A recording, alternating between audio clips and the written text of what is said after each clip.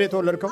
አዎ አብሬያት ነው ወይ ቤተሰቡን ሁሉ ብዙዎቹ ሰባኪዎችም ሆኖ ብዙዎቹ አገልጋዮች የመናፍስትን ጉዳት ወደ ጎን ተወት አድርገውታል። ምክንያቱም ወይ ከመናፍስቱ ዓለም ጋር ተመሳስለዋል፣ አሊያም የተለያየ የመናፍስት ድጋፍን ጠይቀው ተስማምተዋል፣ አሊያም ደግሞ ከበስተኋላ ያለው ኮተት ለዚህ ጠላት ቅድሚያ የመዋጋትን አቅም ከልክሏቸዋል። ታዲያ በጣም ትልቁ ችግራቸው ይሄንን አካሄድ ማጥላላት ነው፣ ማዳከም ነው። በመጽሐፍ ቅዱስ ውስጥ ግን አንድ ትልቅ ቃል እናገኛለን። ኢየሱስ ክርስቶስ ወደዚህ ዓለም ሲመጣ የእግዚአብሔር ልጅ የዲያብሎስን ስራ ያፈርስ ዘንድ ተገለጠ ነው የሚለው። የዲያብሎስን ስራ ማፍረስ ማለት አብሮ የተወለደውን ጠላት ማስወገድ ማለት ነው። አብሮ የሚኖረውን ክርስቶስ ተወልዶ እንዳዳነን ይሄም አብሮ ተወልዶ ማጥፋት ነው ያለበት። የክርስቶስም መንገድ መገልበጥ ነው። በአካለ ስጋ ቃል ስጋ እንደሆነ ሁሉ ዛሬ መንፈስም ስጋ ሆነ፣ አብሮ እየተወለደ ማለት ነው። አብሮ መወለድ የተለመደ የብሉይ ኪዳን ዘመን ሁሉ አንዱ መለያው ነው። ስለዚህ ነው ለመንፈሳዊ ነገር ቦታ እንዳትሰጥ ሁልጊዜ ጠላቶችህ ግፊት ያደርጋሉ። መተት ሰይጣን ነህ፣ መተት አጋንንት ነህ። መተት ሰይጣን አሁን ሁሉም እናንተን ጨምሮ ሁላችሁም የምትመለከቱት እሷን እህታችንን ብቻ ነው። እሷን ብቻ አፍንጫዋን፣ አይኗን፣ ሰውነቷን ብቻ ብታዩ እና የምትናገረው እሷ ነች ብትል ትርጉም የለውም። ጠላትህ በመንፈሳዊ አይን በኩል ያለው መልክ ብታይ ለማየት ከፈለክ ያው ሆረርን ማየት ነው። ሆረሮች ያያችሁት አይደል? ሆረርና ይሄ ሆሊውድ ላይ ያለ የመናፍስት አሰራር ያንን እኮ ነው በተግባር እያሳዩን ያሉት ነጮቻችን። ጥርሱ ያገጠጠ፣ አይኑ ያፈጠጠ፣ ያጉረጠረጠ፣ ጣዕረሞት እነዚህ ስራዎችን በዓለማችን ውስጥ የተወደደ ተሸላሚ ዓለማችን እያደረገ አይደለም። እንዲህ አይነቱን ያጋንንት አሰራር በመንፈሳዊ ስፍራ ደግሞ ይሄ እንዲህ አይነቱ መንፈስ ሲነካ ይላሉ። በቃ እንዴት እንዲደረጋል ይላሉ። ይደረጋላ፣ በደንብ ይደረጋል።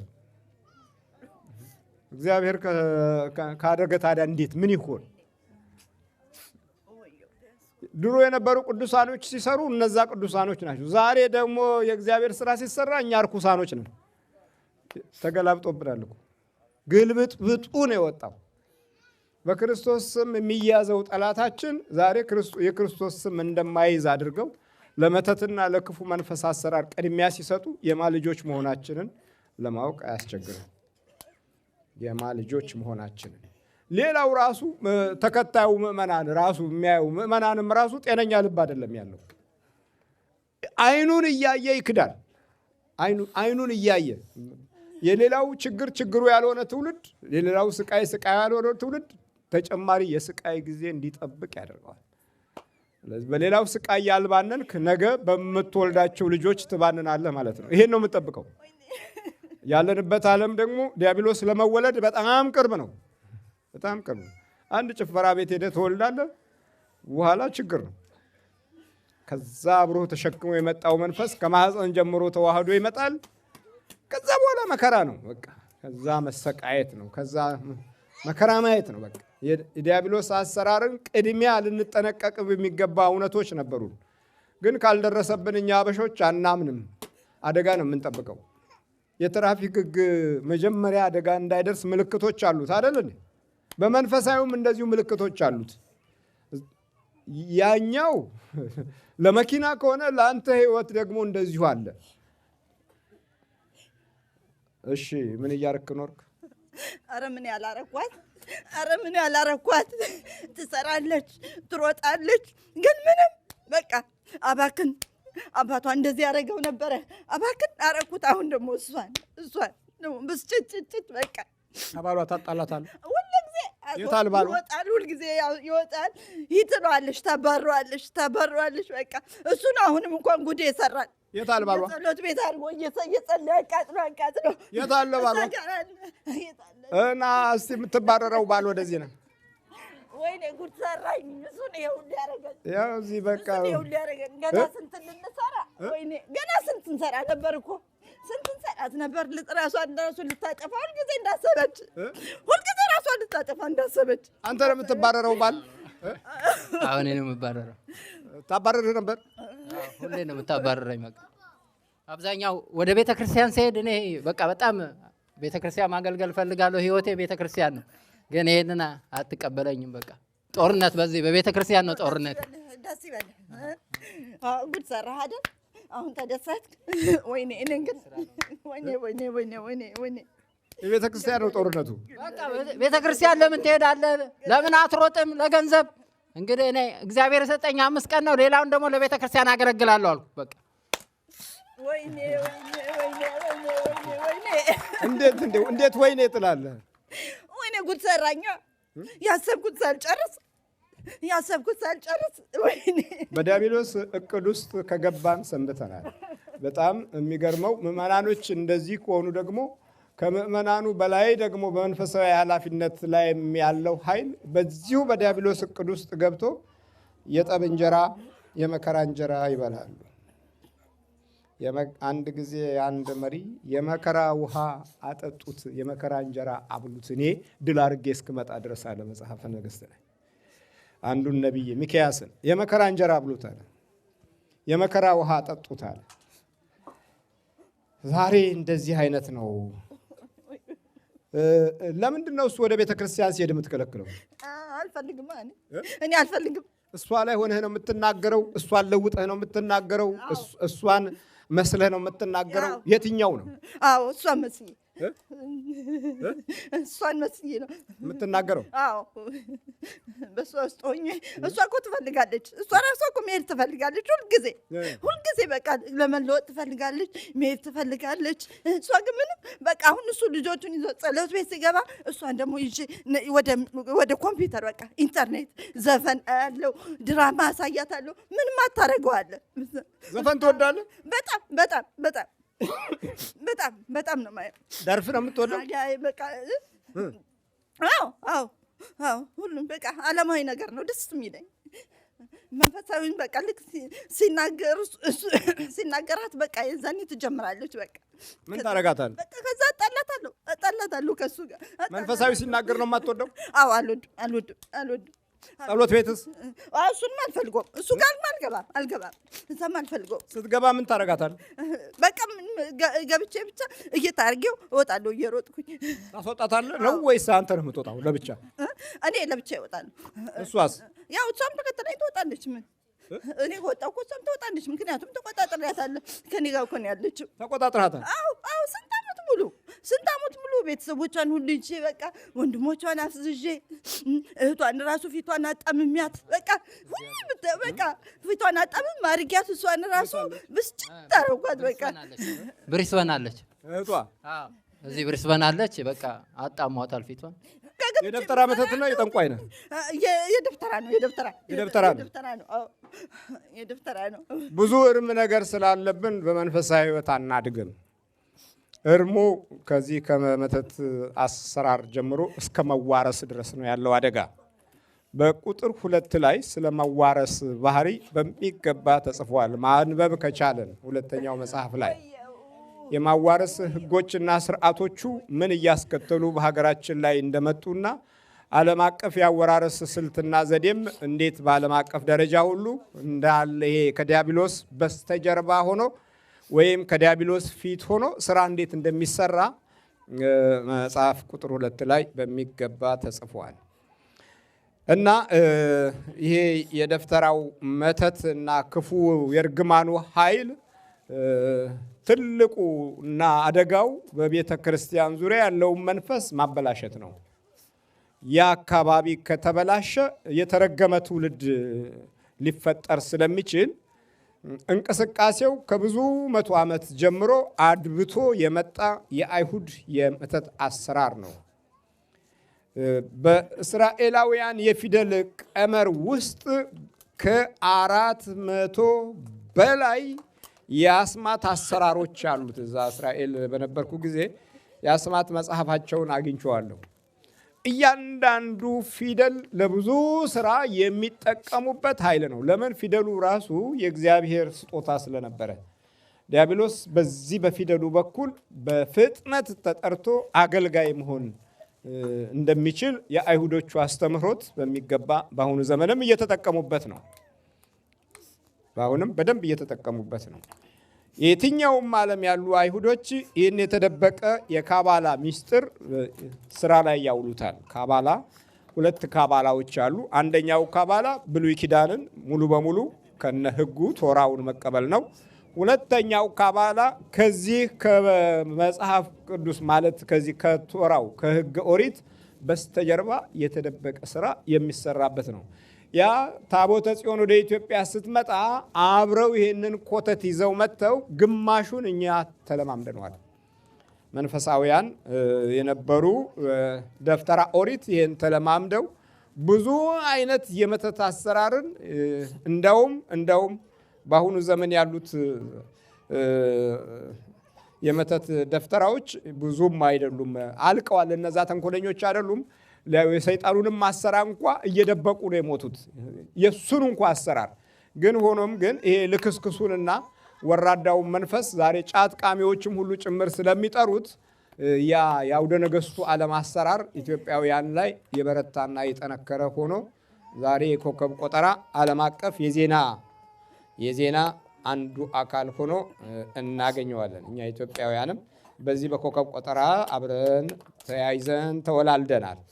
የዛ ውጤትም ቀላል ግምት የሚሰጠው አይደለም። አሁን ለቀት ሄዳላት ሄደው እንዴት አድርጌ ነው የምሄደው? ግን ሰይጣንና አጋንንት ነው። ሰይጣንም አጋንንትም ሁሉም። ስንት ናችሁ? ሁሉም ስንት ነህ? 7000 7000 አዎ። ወይ ትንሽ ነው። ምን አለ ምን ወይ 7000 ከሷ ጋር 7001 ማለት ነው። እሷ ለ7000 ተከፍላለች። ቅድም መምርዬ ቤቱ ሲጠረግ 7 አጋንንት አልነበር ያሉት? መጽሐፉም የሚለን እንደዛ ነው አይደለ? ይኸው እንግዲህ አሁን ከ7000 ይኸው አብሮ ቁጭ ብሏል። ለመሆኑ አሁንማ በልጇ እያረኩኝ ልጁን በቃ እዛ ውሰጅ ይሏታል። እዛ ትሄዳለች። እዛ ውሰጅ ይሏታል። ምን አረከው ልጁ? ትሄዳለች። በቃ ትምህርት ቤት ቁጭ ሲል ትምህርት ቤት ነው። ቤት ደህና ይሆንና ልክ ትምህርት ቤት ሲገባ ከዛ በቃ እዛ በቃ አንዴ በቃ እንደ እንትን ነው። በቃ እዛ ይሮጣል። ለምን እንዲያረከው? የሚማረውን በቃ እሷ እንድትበሳጭ ነው። ላበሳጫት ብስጭት ብላ ሙትት እንድትል ራሷ እንድታጠፋ ነበር የምትፈልገው። ራሴን ላጥፋ እያለች እንትን ታደርግ ነበር። እኔ ያው በጸሎት እንትን እያደረኩ በመቁጠሪያም እንትን ስለው ታገሰ እንጂ በቃ ገመድ ፈልግ ምናምን በቃ ቁጭ ብዬ ነው ያደርኩት። አሁን መምህር ግርማ መምጣታቸውን ሲሰማ በቃ አበደች። በቃ የዚህ ሀገር ሰይጣን ዝም ብሎ መደነባበር ያበዛል። እሺ ልታጠፋ እንዴት ነበር ሀሳብህ? እሷን ነው እንጂ እኔ ማለት የምታነቃለሁ እሷን ነው እንጂ እሷ ስትታነቅ አንተ አትታነቅም እንዴ? እኛማ አንታነቅም። እንዴት አለ የምታንቃት ልቧን ለውጠህ ነው ወይስ እንደው መስለህ ነው? ከራሷ እሷ እኮ በቃ እሷ ራሷ እንትኗ እኮ የለም። በቃ አእምሯ እኮ ሁሉ እኛ ተቆጣጥረነዋል። እሷ በቃ ቦዲዋ ብቻ ነው እንደዚህ የሚንቀሳቀሰው።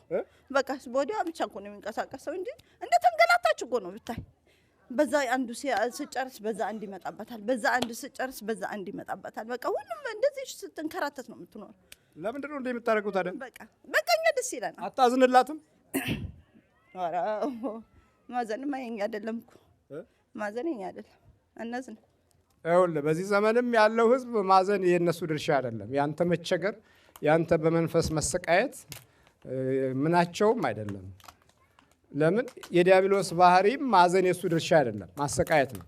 ስቃይህን የሚደግፉና ሞትህን የሚወዱ ከመንፈሳዊ እስከ ዓለማዊው ድረስ ማዘን የሰይጣን አይደለም። ስለዚህ በባህሪ እንስማማለን ማለት ነው።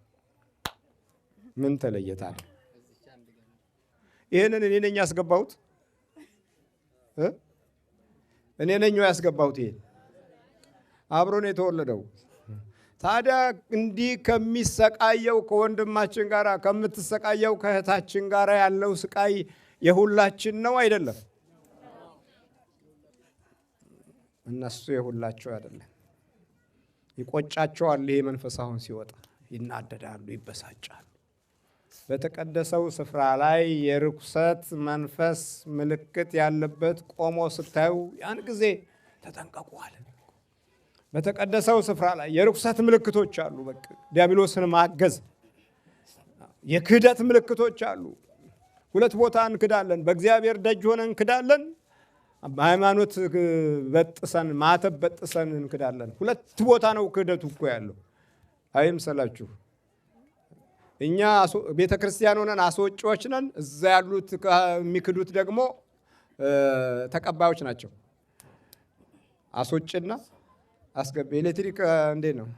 ኔጌቲቭ እና ፖዘቲቭ አለ አይደለም?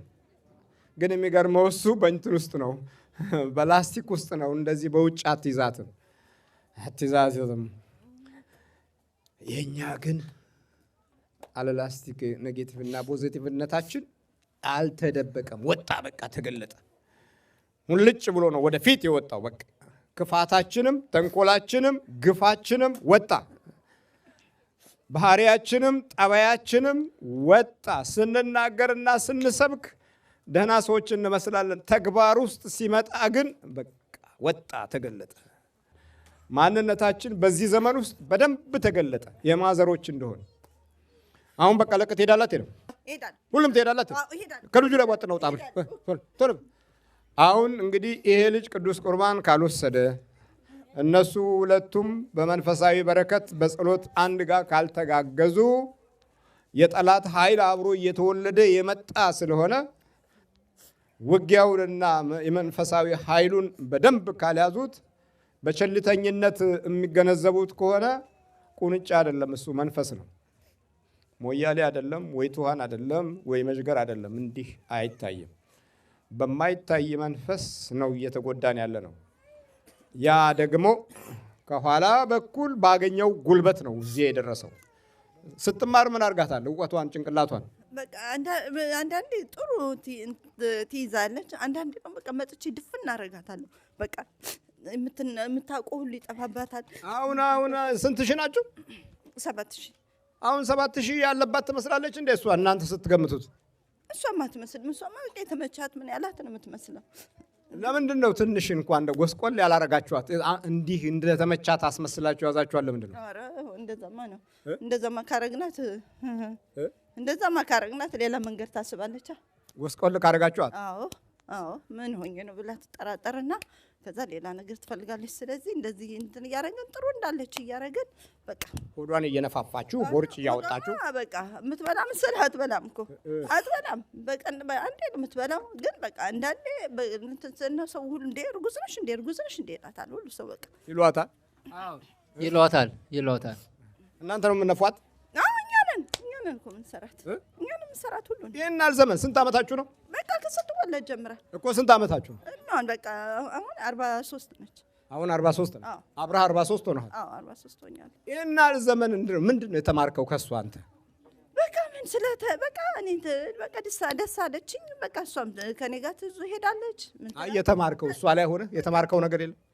ምን እማራለሁ ከሷማ? በቃ እኔ ማዛቱን እኮ ነው የምትሆነው። እሷማ ምን ታስተምረኛለች? እኔ አስተምራታለሁ እንጂ ሁሉንም። እንዴት ታስተምራለህ አንተ? ሁሉን የዓለሙን ነገር በሙሉ ወደ ጥሩ ነገር አሰብ ስታረግ ደግሞ ልውጥ አረጋትና ሌላ ነገር ላይ ደግሞ ውስድ። ለምንድን ነው እንደዚህ ልውጥ የምታደርገው? ራሱ በቃ ድሃ መርዳት ትፈልጋለች። የምትሰራው እኮ ከአሮጊቶች ጋር ነው። ግን በቃ በጣም ነው የምታዝንላቸው።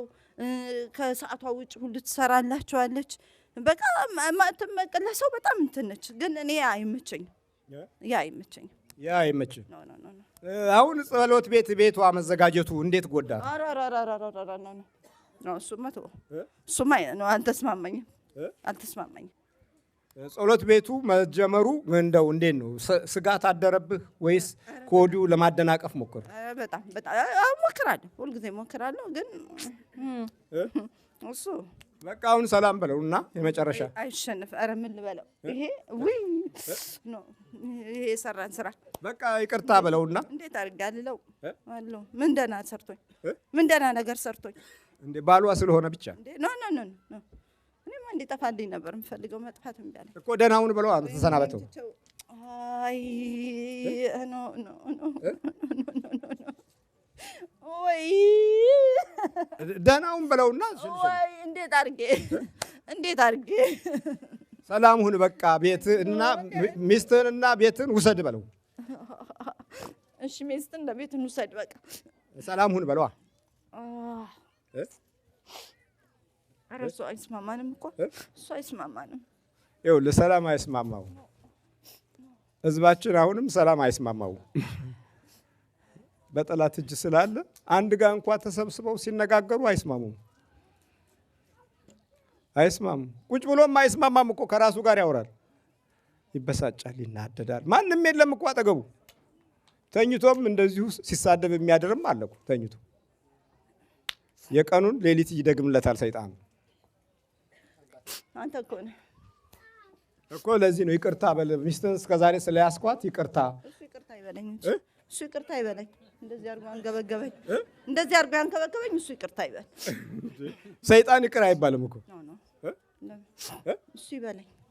ምን ያህል ስላለህ? ኧረ ይሄ ሁሉ ያደረገው እኔ ስንት ዓመት ሙሉ ተመችቶኝ ኖሬ ይሄ ሁሉ ሳረግ ገና ስንት ቀድ ነበረኝ እኮ ስንት ቀድ እያስኩ ዝግት። የት ሀገር ነው አብረህ የተወለድከው? ይጀመራል በቃ አዲስ አበባ ኢትዮጵያ። እዛ ነው አብረህ የተወለድከው? አዎ። ምን አሁን ተመረቀክ? በል ተዘጋጅ በቃ አፍላውጣ። በኢየሱስ ክርስቶስ ስም፣ በስላሴ ስም፣ በወላዲተ አምላክ ስም፣ በቅዱስ ሚካኤል ስም፣ በቅዱስ ገብርኤል ስም ወደ ሲኦል እንገባለን። ወደ ሲኦል እንገባለን። በናዝሬቱ በኢየሱስ ክርስቶስ ስም ሲኦል ታስረናል። ቶሎ ሰባት ጩኸት ነው። እግዚአብሔር ይገሰጽ።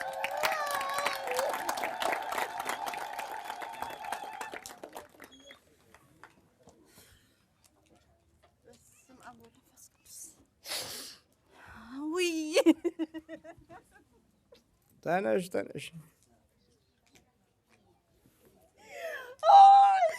ከባህሪያችን ጋር መኖር ያልቻልን ወይኔ ተመስገን እግዚአብሔር ወይ ተመስገን ስማ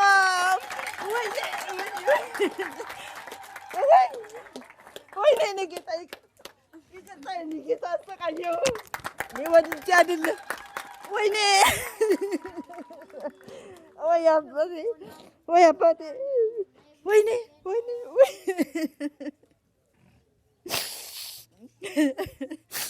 ወይኔ አባ ኑሮ እኮ ኑሮ አልነበረም።